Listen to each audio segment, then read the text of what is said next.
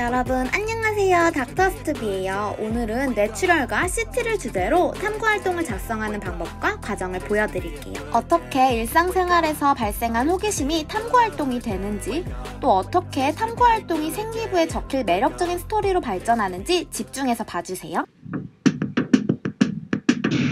얼마 전에 모 배우님이 뇌출혈로 사망하신 안타까운 소식이 있었어요.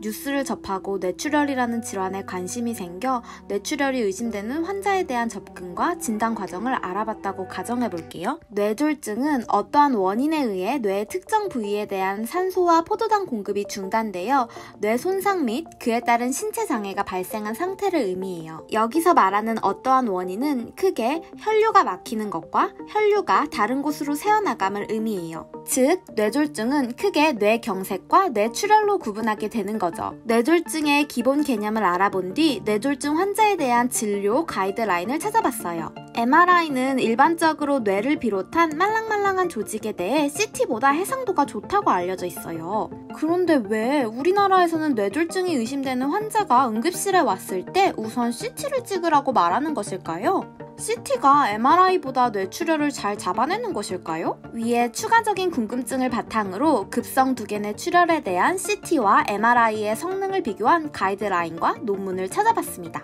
이 급성 두개 뇌출혈의 진단에 대한 CT와 MRI의 성능을 비교한 논문에서 진단 성능은 동등하다는 사실을 알 수 있었어요. 그렇다면 굳이 응급실에 찾아온 환자에서 뇌졸중이 의심될 때 MRI보다 CT를 중요한 진단 도구로 여기는 이유는 무엇일까요? 위에 미국 심장협회에서 발표한 가이드라인을 조사해보니 CT와 MRI가 급성 두개 뇌출혈을 진단하는 성능은 크게 다르지 않지만 검사 시간, 비용, 응급실 내에서의 접근성, 환자 편의 등의 이유로 MRI에 대한 접근성이 떨어진다는 결론을 얻을 수 있었어요. 그렇다면 이러한 궁금증 해결 과정을 어떻게 좋은 스토리로 서술할 수 있을까요?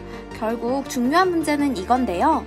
의학적 호기심을 해결한 위의 과정을 생기부에 어떻게 녹여내야 할까요?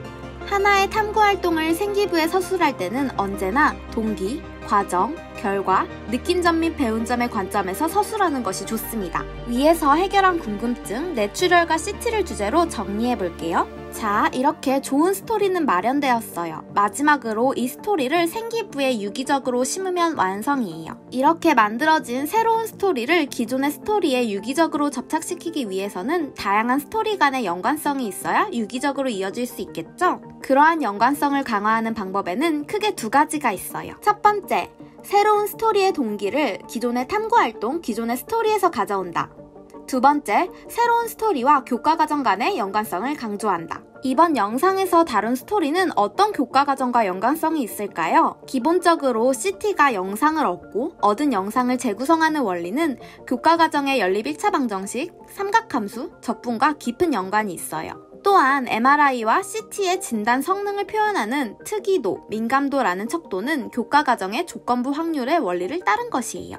그 이외에도 CT의 신호 발생 원리는 고등학교 교과과정에서 다루는 물리 1, 2의 내용과 많이 연결할 수 있어요. 오늘은 조금 더 디테일한 내용을 다루어 보았는데요. 일상의 궁금증이 어떻게 좋은 탐구활동이 되며 그 탐구활동을 생기부에 어떻게 착 붙일 것인가에 대한 답을 조금이나마 얻었길 바랍니다. 추가로 궁금한 점이 있으시다면 언제든 댓글로 남겨주세요. 그럼 안녕!